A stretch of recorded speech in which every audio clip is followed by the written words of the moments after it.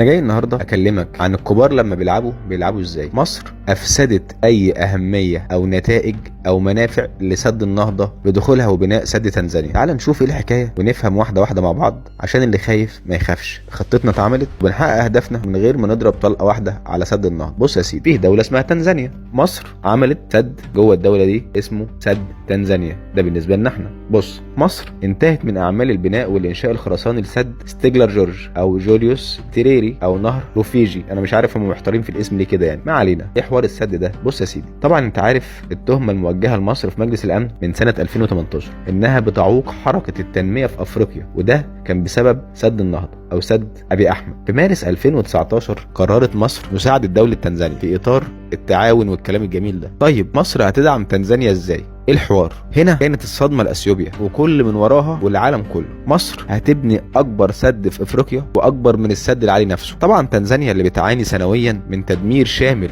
بسبب فيضان نهر روفيجي والقضاء على الاف الهكتارات الزراعيه، بالاضافه لان 50% من تنزانيا عايشين في الظلام، مفيش كهرباء. تنزانيا لا تملك اموال لتمويل مشروع عملاق زي ده. هنا مصر اتحملت التمويل بالكامل، وقيمه التمويل ده 2 مليار فاصل 9. الحكومه المصريه وشركه المقاولين العرب ومعاهم مجموعه السويدي الكتريك هم اللي عملوا الموضوع ده، تمام؟ فيجي حد يقول لك هي القروض دي بتروح فين يا حكومه؟ بتروح فين استثماراتك؟ بص يا سيدي، دي استثمارات توقفك على رجلك، يعني ان عين الحكومه انت. شوف العظمه بقى. في يونيو 2019 بدانا اعمال الانشاءات في السد، وفي نوفمبر بدانا تحويل مجرى نهر روفيجي بالفعل، وفي اكتوبر اللي فات اعلنا الانتهاء من اعمال البناء والانشاء. النهارده بنعلن اننا هنبدا في الملء في 15 ديسمبر القادم. قول ما شاء الله ولا قوه الا بالله. وبالفعل بداوا تركيب التوربينات الكهربائيه. طول السد 1025 متر عند القمه، ارتفاعه 131 متر، وسعه التخزين 34 مليار متر مكعب. خد بقى المهم، محطه توليد كهرباء بقدره 2115 ميجا وات. وهنا الزتونه 4 سدود فرعيه بداوا الانشاء بالفعل لتكوين اكبر خزان مائي في افريقيا، 4 مفيض مائي. طب مصر استفادت ايه بقى؟ هقول لك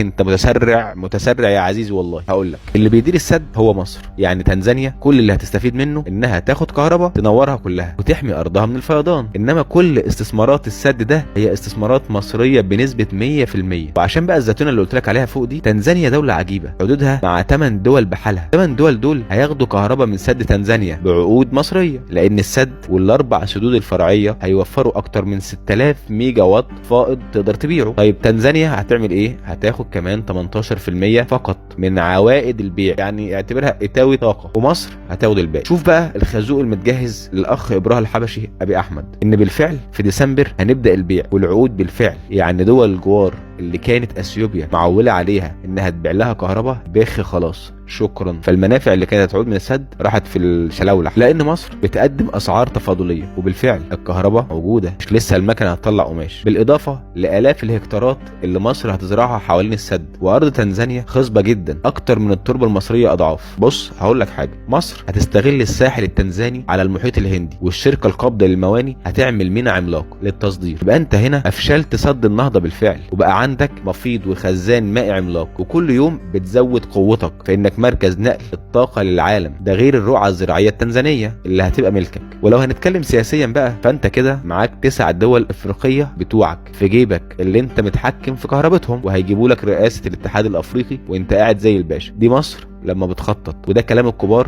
لما بيقعدوا يرسموا. السيسي بتاع مخابرات مش بتاع سندوتشات. احنا معاك يا سيسي، تحيا مصر.